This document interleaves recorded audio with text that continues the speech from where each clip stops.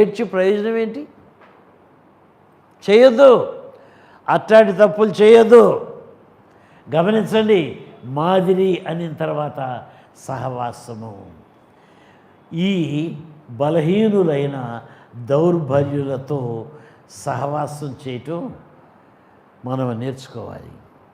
ఎవరు బలహీనంగా కనబడతారో వారితో, అమ్మా ఈరోజు మా ఇంటికి రా, 2 గంటల నుంచి 3 గంటల దాకా ప్రార్థన చేసుకుందాము అని పిలవాలి. దేవుని సహవాసంలోనికి మనం వారిని పిలవాలి, ఆకర్షించాలి. వారితో మనము ఈ సహవాసంలో దేవుని గురించి మాట్లాడాలి. నడవలసిన మార్గం ఏదో వారికి మనము జీవించుతూ నేర్పించాలి. సజీవ అనే మాటను మర్చిపోవద్దు. ఆ విధముగా దేవుణ్ణి మనము మన తోటి వారికి అందించాలి. 3వది ప్రోత్సాహము. అమ్మా నీ ప్రార్థన మారిపోతుందమ్మా, శక్తి కలిగిన మాటలు వస్తున్నాయమ్మా, దేవునికి అంగీకారమైన పశ్చాత్తాపం నీలో కనబడుతుందమ్మా, ప్రోత్సహిస్తున్నామా. ఈ విధముగా మన తోటివారు నాకన్నా బాగా ప్రార్థన చేస్తుందామా అని కులుకుంటున్నామా. తోటివారిని తట్టి బలపరిచే బాధ్యత కూడా మందే. ఆ బాధ్యత నెరవేరుస్తూ ఉన్నామా. మన బిడ్డలకి దినదినము ఎంత చక్కగా ప్రోత్సహిస్తామండి. అరే నువ్వు 1వ క్లాసులో పాస్ అయితే కొత్త సైకిల్ కొనిస్తాను రా, నీకు ప్రోత్సహిస్తామా లేదా? అదే విధముగా దేవుని విషయాల్లో కూడా నీ బిడ్డల్ని ట్రైన్ చేయాలి. మా చిన్నప్పుడు దినాల్లో నాకు రాలేదులేండి అంత మంచి భక్తి రాలేదు, కానీ మా అమ్మోళ్ళు ఆ దావీదు కీర్తనే పలాంది అప్పచెప్పకపోతే నీకు ఈరోజు భోజనం లేదనేవాళ్ళు అనేవాళ్ళు. అట్లాంటి కండిషన్స్ పెట్టారు. అవన్నీ దాటి వచ్చాము దేవుని కృపలో. అది నెరవేర్చకుండానే ఎటో జరిగిపోయినాయి దినాలు. కానీ ఇప్పుడు భారం పెరిగిపోతుంది.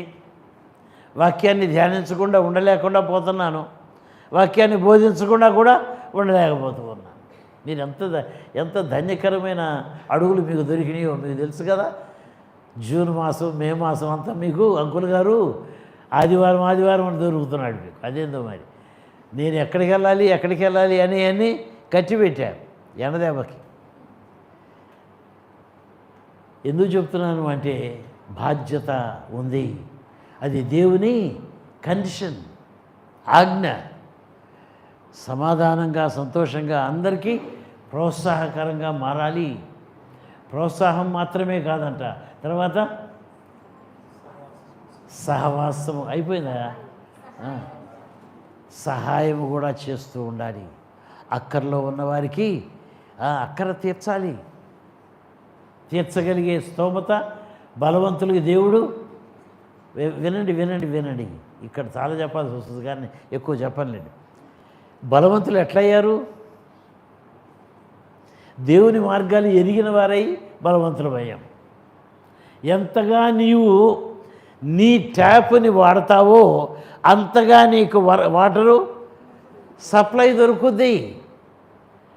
అక్కడ అండర్ గ్రౌండ్లో ట్యాంకులో నింపబడిన వాటర్ అంతా అండర్ గ్రౌండ్లో ఉంది. అండర్ గ్రౌండ్ అంటే ఏంటో ఏమర్థం చేసుకుందాం. ఇప్పుడు దేవుడు మన కొరకు అన్నీ సమకూర్చి ఉంచాడు. నీవు ఆయన మహిమ కొరకు ఎవరికి ఏమి సహాయం చేస్తావో ఆయన నీకు అచ్చి ఉండడు. ఆయన నీ అక్కర్లు 100 రెట్లు తిరిగి నీకు చెల్లిస్తాడు. అంత వాక్యమే నేను చెప్పేది. వాక్యంలో ఉన్న మాటలే. 1 మెట్టు కాదు, 10వ వంతు కాదు, 20వ వంతు. నీవు ఇవ్వగలిగితే 10వ వంతు ఇవ్వు, ఆయన నీకు 100 రెట్లు నీ ఒడిలో వేస్తానని వాగ్దానం చేశాడు. ఇవ్వగలిగిన వారికి అన్నానని నాకు లేదండి అంత స్తోమత అనుకోవద్దు. దేవుడు అందరికీ ఆ స్తోమతను ఇచ్చాడు. నిన్ను పెంట కుప్పల మీద నుంచి లేవనెత్తిన సంగతి నీకు తెలుసా?